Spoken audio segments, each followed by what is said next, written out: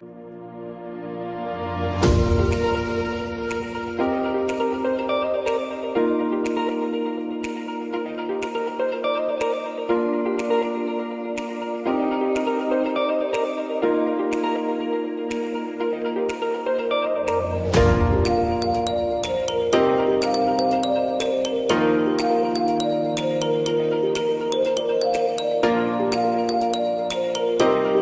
welcome to Crown of Glory. I'm your host, Julia Omore. Today we have an amazing guest.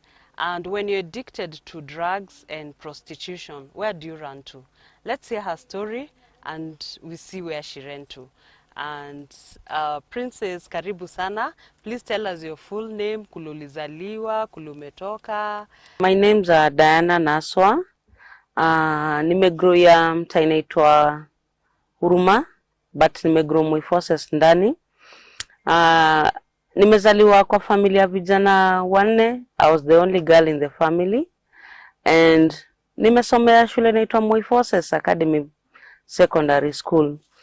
So ndio nijingize kwa drugs. Nilianza nikiwa I started when I was very young at the age of 14. But growing up for me haikuwa ni easy sana. Haikuwa ni easy sana. So niligrow up na low self esteem. Nilikuwa na low self esteem, nilikuwa nimejidharau, nilikuwa naonanga siwezi, nilikuwa naonanga nikaa mimi useless. Yeah, so ilikuwa mamangu alikuwa ngani mse, alikuwa anapenda sana kutupiga in a form of correction. But I never took that as correction. So nilikuwa na feeling my mom hanipendi. So grow up nikifeel my mom hanipendi.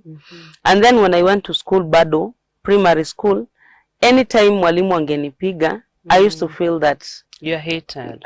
Wananichukia. So for me grow up struggle sana na low self esteem. I used to see other people as better than me. Nilikuwa najidharau. So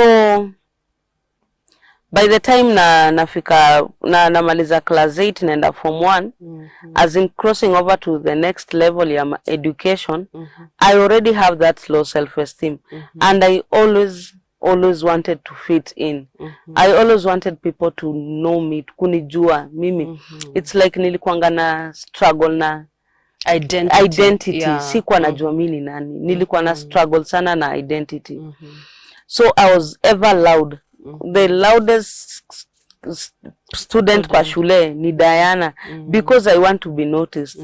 Nili struggle na hiyo. So ilifika mali nikaanza kuchukua mpaka vitu za watu. I was rude. So kwa in school unaanza kuchukua vitu za watu? Yeah, nikaanza kuiba vitu za watu shule. Nilikuwa student mrude. Of course, yes, by the time naingia form 1, because mimi ndo nilikuwa mtu wa kwanza kuingia. I was even chosen as the class representative. But you see, all that ilisha wakati nilijoin form 2, I was not performing, I was not doing my best, and wakaza kunitoa. So for me hata kutolewa pale kama class representative, bado it affected me. To the fact that nilifeel hawawasi, hawanipendi. So you see, the more every year naongeza miaka, lakini every year niko na issues. I'm looking for who to blame. Nilikuwa ngana blame everyone for my misfortunes. Anything even happen ya kwa life, I was looking for who to blame. Because nilikuwa na struggle na kujijua mimi ni nani. So nikaanza kuchukua vitu za watu shule. Nikaanza kuwa mrude shule because walimu pia wamenitoa prefect. So nilikuwa na mauchungu mingi sana. Nikaanza kufukuzwa suspension. Nikaanza kupewa suspension because of my behaviors. Suspension after suspension. Then at the end nikapewa expulsion. Kabisa sasa. Yeah, sasa nikafukuzwa. And that time unapatiwa, were you taking drugs? Ulikuwa umesha start? No, I wasn't taking drugs at that time. I wasn't taking drugs. So when I went home, my mom was very disappointed with me.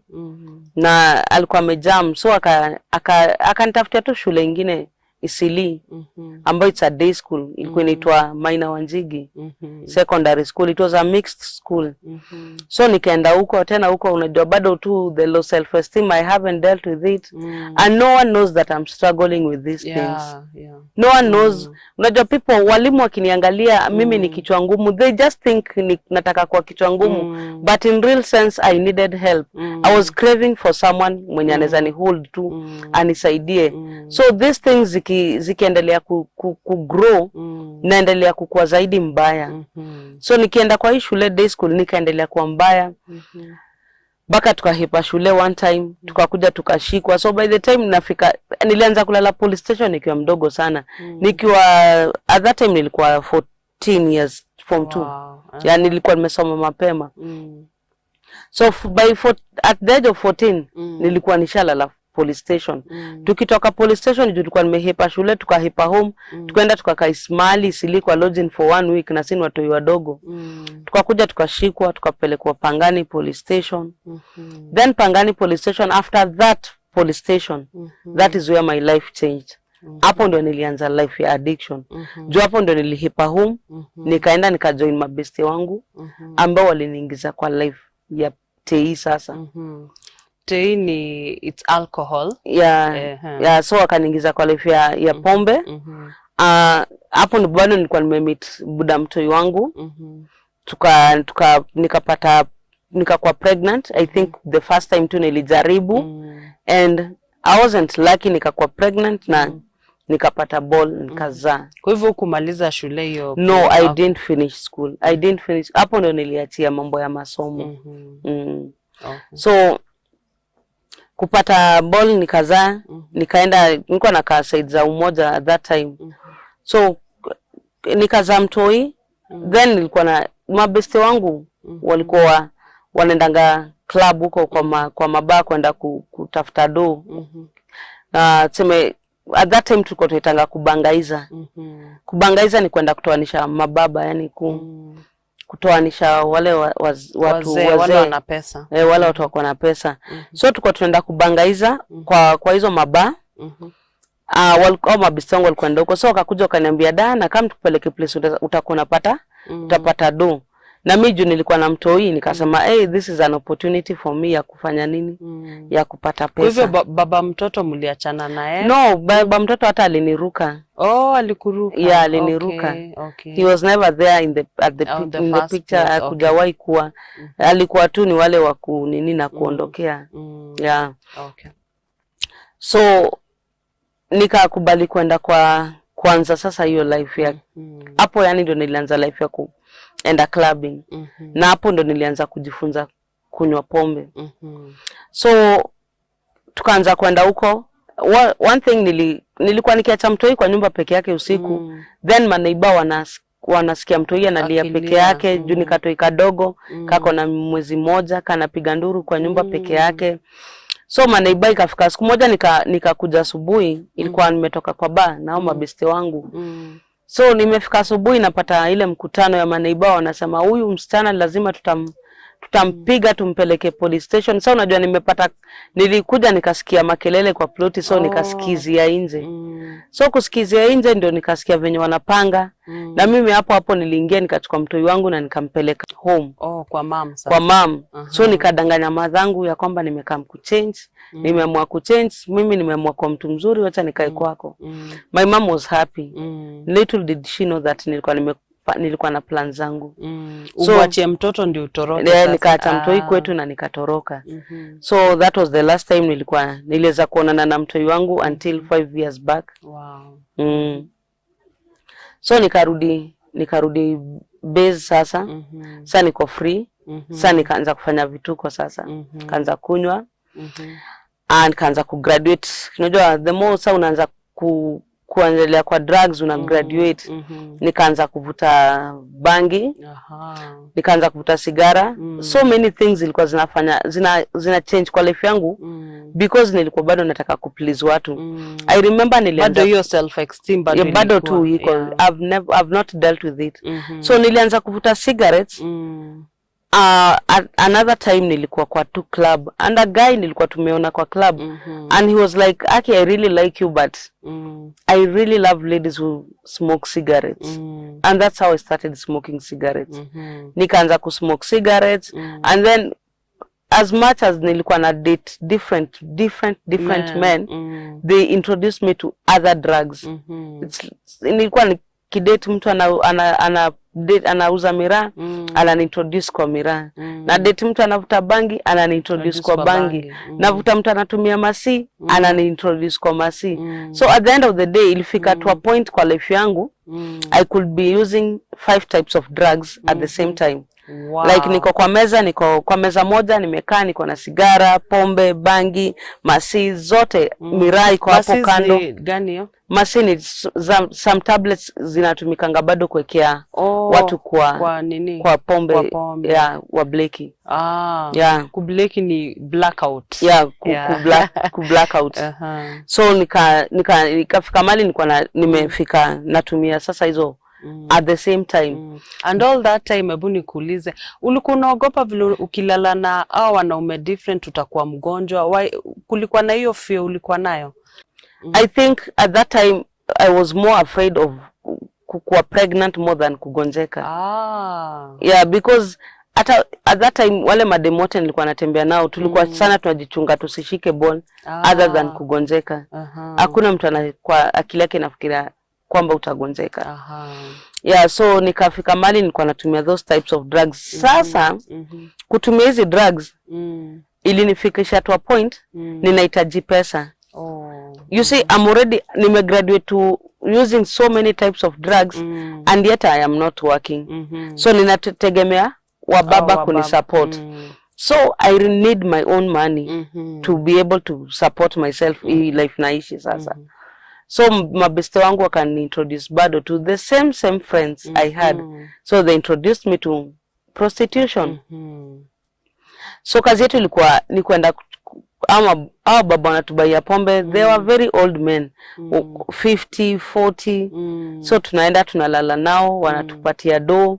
And my friend, there was a friend of mine alikuwa ananiambia, "You don't need to sleep with them." Unabeba hiyo si tulikuwa na masi. You convince a man muende naye kwa room, then you convince him to carry alcohol mkakunywe kwa room. So by the time unafika kwa room unamwekea madawa, ana bleki tu kwa kitanda, then you unabeba chochote uko nayo. But you see sometimes it was a very risky nini kunini kwa sababu most of the times unapata some rooms zenye umeingia you cannot pass through because there's a receptionist na wanajua tayari madem ni waizi. Yeah. So wanakuambia ule mtu mlikuja naye ako wapi, hawezi pita. So tulikuanga tunatafuta lodging zenye hazina grills kwa dirisha. Ndio mnaruka. Ndio tunaruka. It was a very risky nini. Do sometimes unapata uko third floor, kitu inaweza kukusaidia kupita ni pipe ya maji. So na in case umepanda hiyo pipe ya maji na ikaangoka. It was a very risky nini, but tulikuwa tuna like I don't know at that time misikuwa naiona ikiwa risky. Sometimes I look at the things I did, naangalia places nilikuwa nikiruka nastuka, yani mimi mwenyewe nasema yenyewe it truly God yuko kama aliweza from that nini. So tukaanza kuibia watu hivyo and ikafika to a point nikaona I cannot continue kustill kwa hiyo njia because also nilikuwa na fear life yangu either one day naweza ruka kwa place room hotel ya wenyewe nivunjike miguu ama nikufe. And another thing nawezekea mtu dawa akufe because it had happened to my friends. Unawezekea mtu dawa kona shida akufe. So I was really scared of this. So juu tulikuwa tunaendanga reggae, I met some guys ambao walikuwa ni waizi na walikuwa ni majamaa kutoka estate inaitwa Kariobangi. So au majamaa waliniintroduce kwa life ya wizi sasa. So umegraduate sasa, unaendelea tu. Sasa nimepanda tena class nyingine sasa. So wakani introduce kwa life ya wizi. Na ukumbuke hizi vitu zote nafanya, hizi vitu kwa zote nafanya, jela pia janiacha kando. Jela ilikuwa ni kama home. I used to go to Langata Women Prison. Like nikitoka narudi tena next month. Nikitoka narudi tena next month. Mpaka inafika mali wale majailers wananiambia, umerudi tena. Like yani mpaka ilikuwa na boeka na nilikuwa na change jina daily. Leo this month nikishikwa ninaitwa Mary, next month nikishikwa naitwa Tieno, next month nikishikwa naitwa, yani nilikujanga na jina mpaka saa nyingine watu wanakuja kunitafuta jela wanitoe, sipatikani because mimi wao wanatafuta Diana na mimi naitwa Tieno. Yeah, so jela pia ilikuwa ni watching. So nika join au machali. Tukaanza kuiba nao. Juu pia walikuwa wanatafuta madem wa kuibanga nao. Yeah, so tukaanza wizi. Nakumbuka wizi yetu ya kwanza ilikuwa ni ku hijack gari. Wow. Ebu, let's take a short break and we'll be right back after the break. Thank you.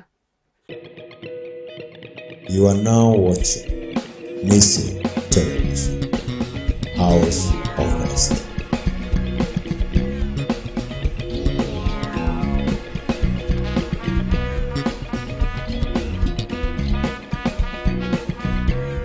Welcome to Nisi Television, House of Rest. We are a Christian TV station airing spiritual, nourishing, and morally shaping content. To advertise your product and service or book a preaching session with us, call us on 0745 849622 or 0722 358590. You can also email us at nisitv2020@gmail.com. Nisi Television, House of Rest. Have you been searching for a plot to build your home? A place with beautiful environment, accessible roads, modern schools, electricity and water? Relax. Your prayer has been answered.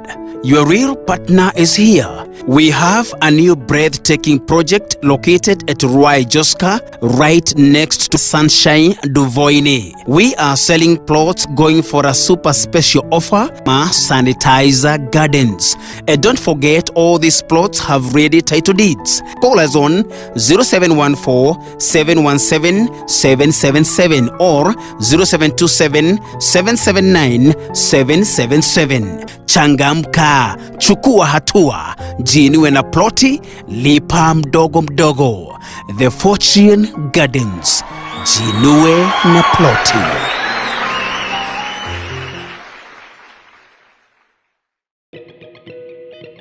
You are now watching Nisi Television.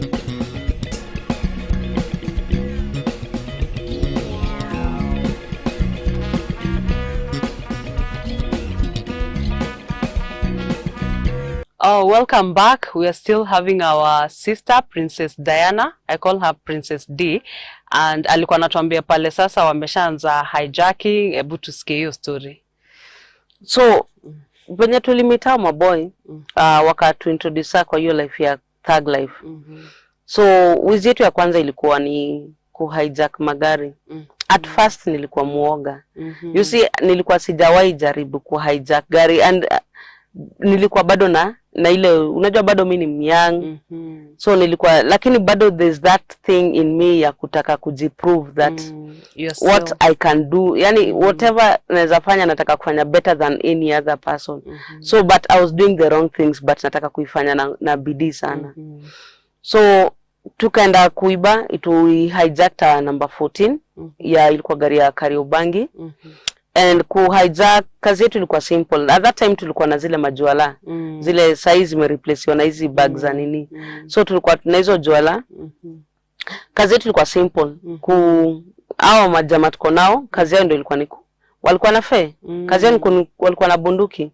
So sisi madem kazi yetu ilikuwa rahisi tu, chukua hiyo juala, kwenda kwa kila seat, kuchukua pesa, simu, pete, tunatupatia. So tukaendelea hivyo. Tukaendelea, yani that time tuseme at the end of that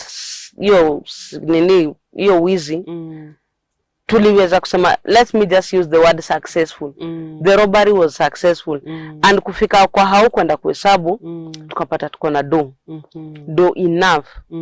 And nikaona from today onwards now this will be my way of surviving. So nikaachana na ukuro, prostitution, nikaachana na hizo kubangaiza. So for me nilifocus sana sasa na wizi. Sasa tulikuwa tunatafuta places za kwenda kuiba. Na ukumbuke all these things we are doing tunaifanya ndio tuweze kuenda kukunywa. So tulikuwa tunaiba, unaangukia hata tukiangukia 80k, hata tukiangukia ngiriso, yote tunaenda kuichafua yote kwa bar. Tunakunywa, tunaharibu, tunawakilisha, yani wase kwa bar wanajua ni nyinyi tu. Yani hiyo siku mnatreatiwa kama president. Na sasa hiyo mlikuwa mnaogopa polisi mtashikwa ama muuliwe ama mob justice? Hapana. At that time kulikuanga nao maboy wenye tulikuwa tunaiba nao wa Kariobangi walikuwa na moto. Na moto yao ilikuwa ngani maisha mafupi ya raha.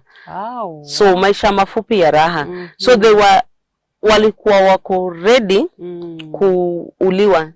Like kifo haikukuwa ni kitu ya kustua. Yeah, at that time ningeambiwa usiende kuiba utakufa. Nilikuwa kujibu kufa ni lazima. But today if you ask me to die, I will say my work is not finished. Yeah. Yes. And you know the devil comes to steal, kill and destroy. Yes. He will make sure you will just kwa hiyo process you will just die. True. He kills your destiny and make sure hakuna kitu neze endelea. Wow. True. Yeah, so at that time nilikuwa like kifo was nothing like of course kukufa juu mabeste wetu walikuwa nakufa daily because that is the time ile law ya michuki ilikuwa imekam like shoot to kill. So waizi wote walikuwa na shoot to kill. So every time tulikuwa tunaenda raundi mraa yani tulikuwa tunapatana na boy wetu mmoja uliwe. Tulikuwa tunarudia raia. Tulikuwa tunarudi raia tunawachafua because tuna feel mmoja wetu ameuliwa kwa sababu yenu. So tulikuwa tunarudi tunachafua raia. Tunawafanyia vituko, tunawapiga, tunawaibia na uchungu sasa na ile mauchungu ya tukirudi sasa tunaenda tena kwa bar, tunakunywa, ati tunakunywa tukilia ati bestetu amededi, tunamwaga pombe, tunamwambia ati hii ni ya marehemu.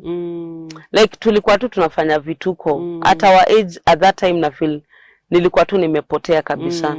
Yeah, so tukaendelea wizi. Ilifika mali wale maboy wale wa bezi yangu Kariobangi wale waizi sasa wale waizi so wameuliwa wamebaki yani tulibaki bure.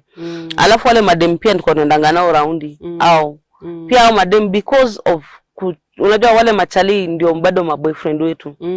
Wale tu waizi ndio bado tena boyfriend wetu. So chali yako akipigwa risasi another two guy kwa hiyo group anakuwa boyfriend yako like walikuwa nasemanga una rotate tu hapo. Yeah, una rotate tu hapo unasema acha nichunge malia anasema acha nichunge malia ndugu yangu alikufa. So the same guys ndio bado ndio boyfriends wetu. And unakumbuka ule chali amepigwa risasi haukumbuki that there is also HIV.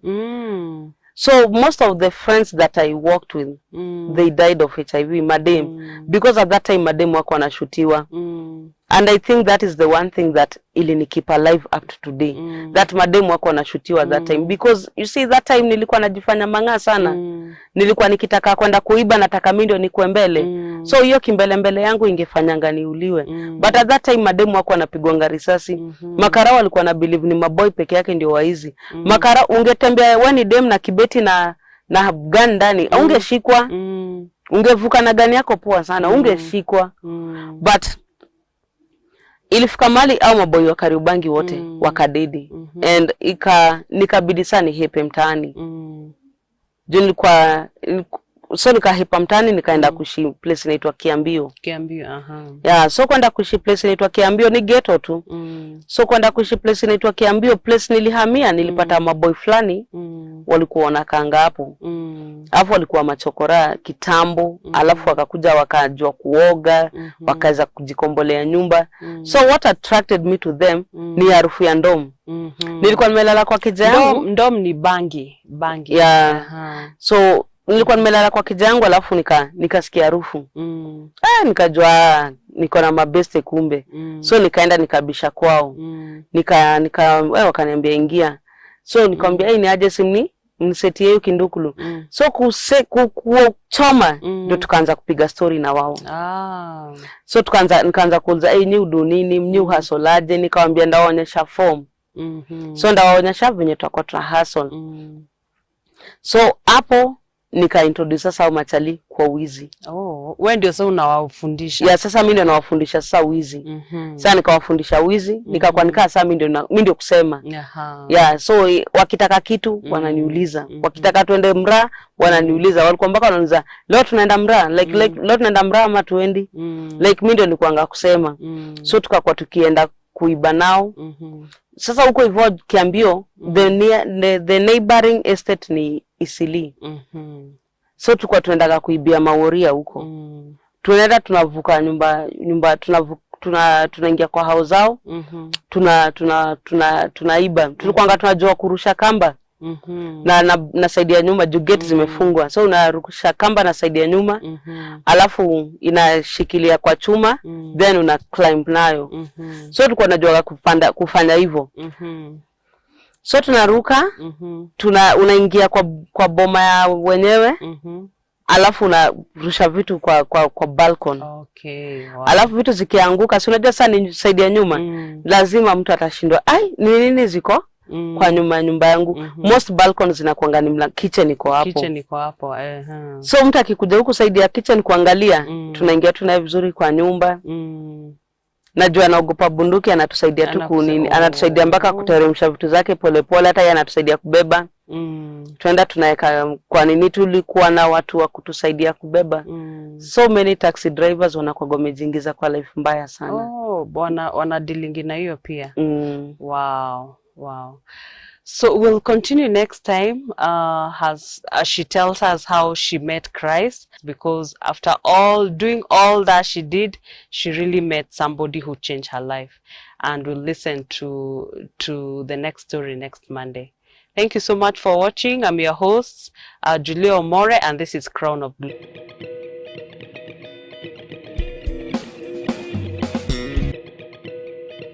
You are now watching Nisi Television, House